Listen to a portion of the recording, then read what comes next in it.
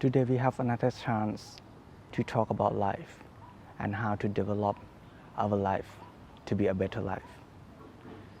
Many people talk about mindfulness or sati in Buddhist teaching, and it's very important teaching, important practice for every life.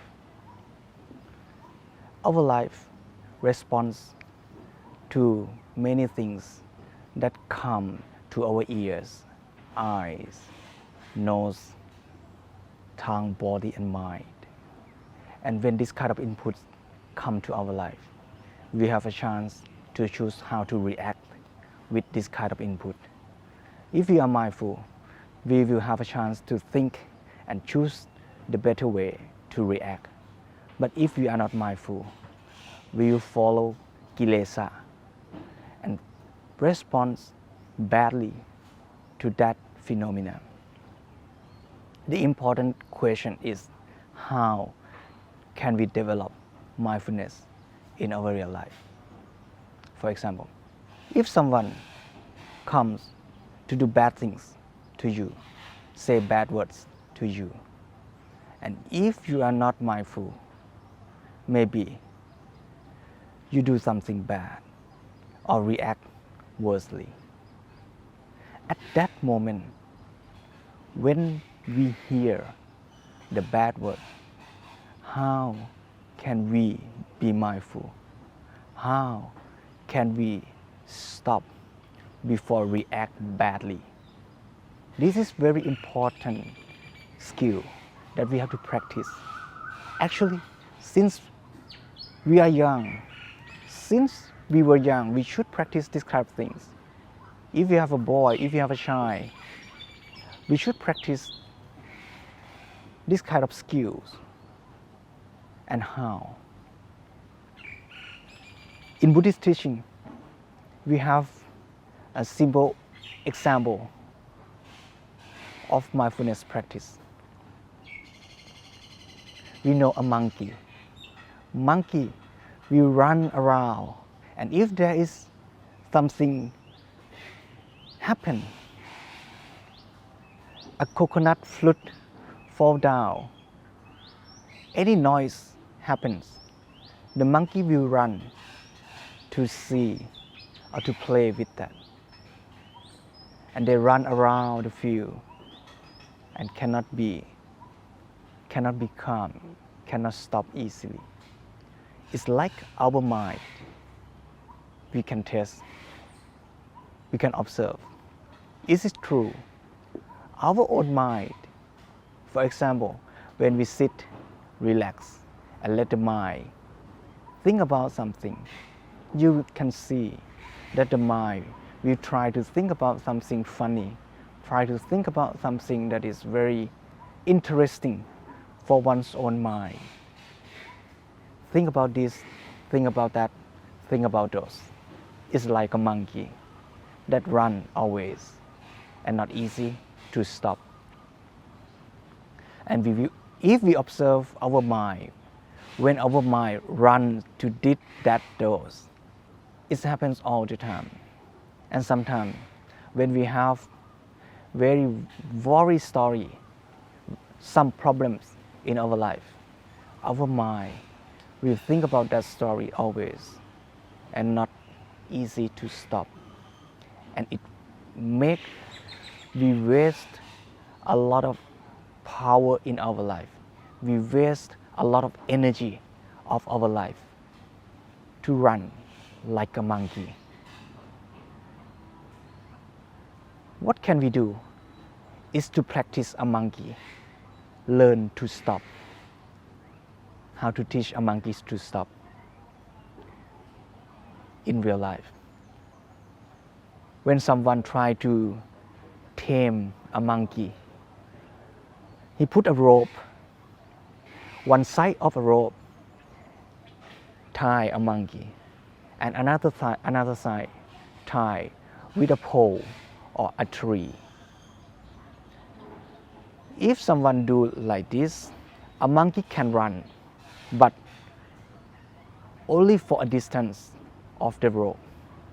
When a monkey runs to the end of the rope will put the monkey back and not allow the monkey to run further. And when the monkey was pulled back, it might come back to the pole and stop just for a while, and then they run again. It's the same phenomena happens to our mind. When we practice to put our mind come back to something, for example, our own breath.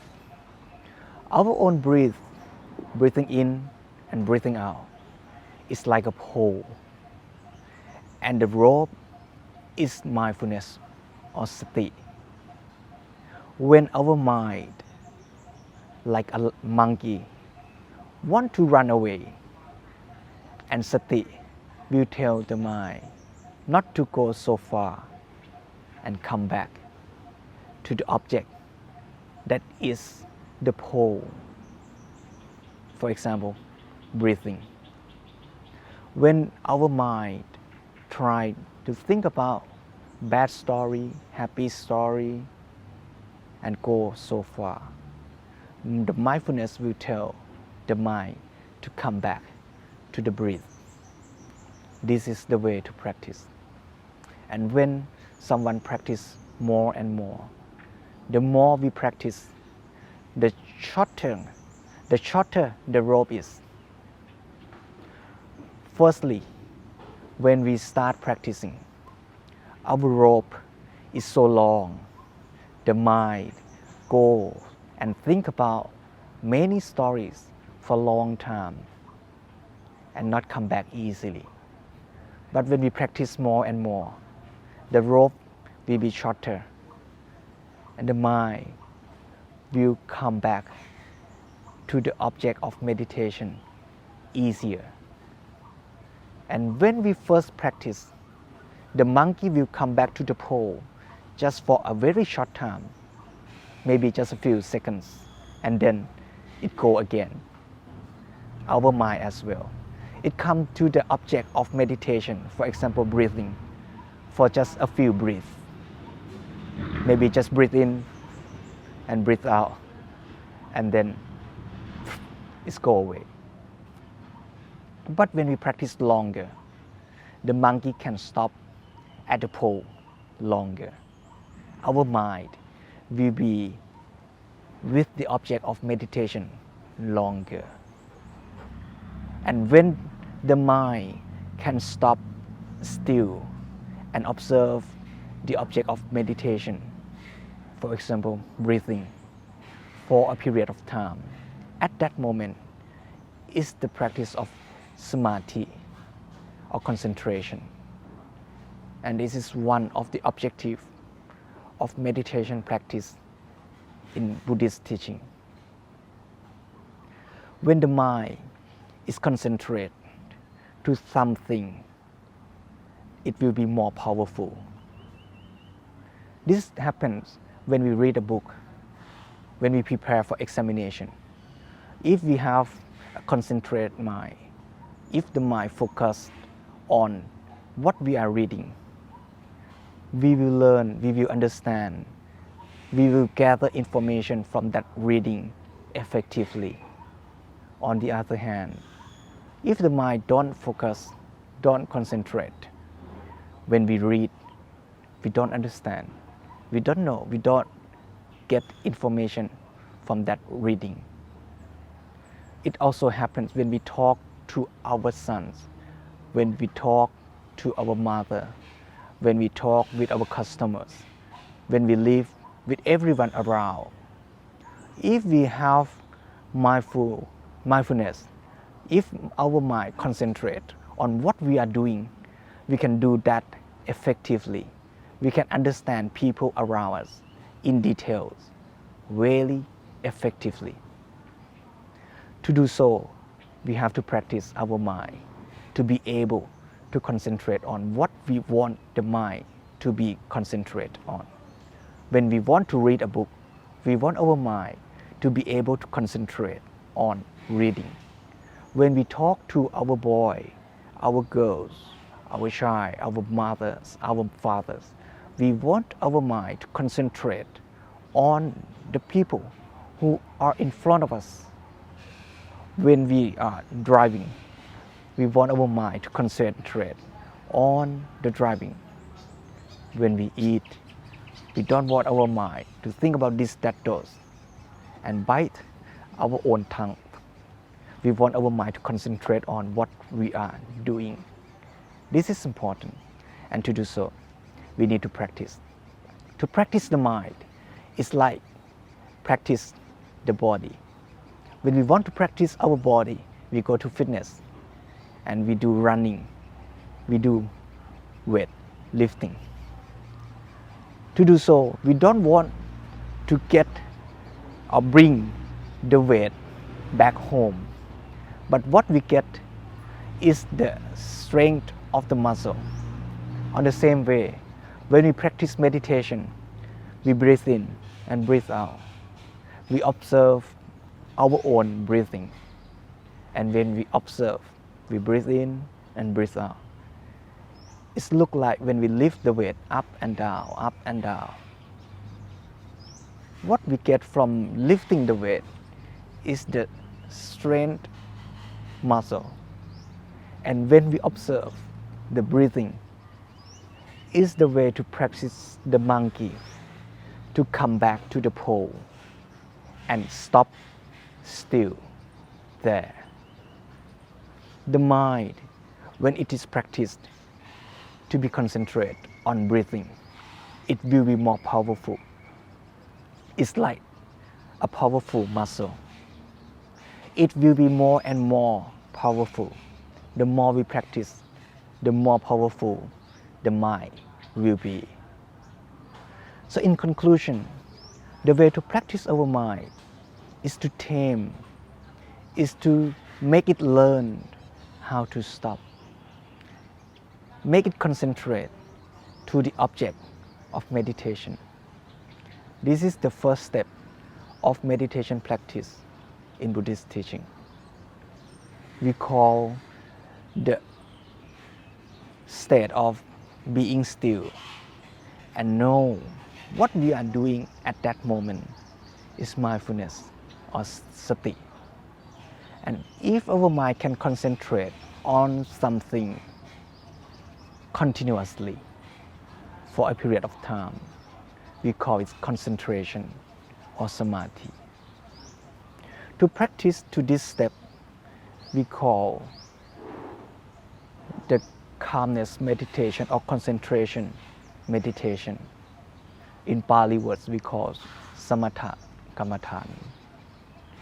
And samatha kammatthana or concentration meditation is the base for the next step of meditation practice in Buddhist teaching, called vipassana kammatthana or insight meditation. Insight meditation is the way to use the quality of sati or concentration to observe the real phenomena of our own life. When we are mindful and our mind can concentrate on the object powerful, we will see what happens to our body and mind when we are happy, when we are suffering, when we are bored, when we are any feeling happens. We will see how it happens, and then how it changed, and finally how it disappears. We will see that our body and mind work together, affect each other all the time. What happened to our body leads to something in our mind, and that things happens just for a very few seconds, and then it change or disappear. Both happiness or unhappiness, nothing permanent. It change all the time. If we don't observe, if we don't know, we might think that happiness is very important things for life. It's very important and it will last long to make our life happy. But in fact, happiness does not last long. It happens just for a very few seconds. When we eat very delicious food, how many seconds the delicious food can give happiness to our life? When we hear sweet words, how long happiness happen to our life? When we get a new smartphone, how long happiness happen to our life? It's not that long. If we observe, we will see that happiness, suffering, and every things that happens to our body and mind change all the time. And once we understand this real phenomena that happens to our life,